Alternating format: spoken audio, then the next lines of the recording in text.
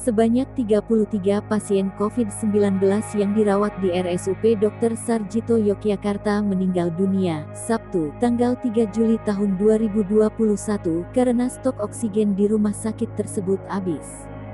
Kepala Bagian Hukum, Organisasi, dan Humas RSUP Dr. Sarjito Banu Hermawan membenarkan adanya 63 pasien yang meninggal di rumah sakit itu.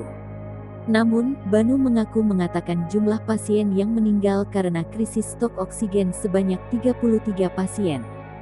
Pada Sabtu malam, stok oksigen sentral di RSUP Dr. Sarjito memang telah sangat menipis.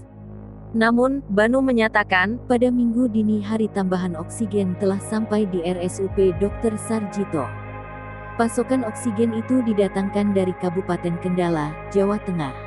Komisi IX DPR mendesak Kementerian Kesehatan, Kemenkes, bertanggung jawab atas peristiwa tersebut.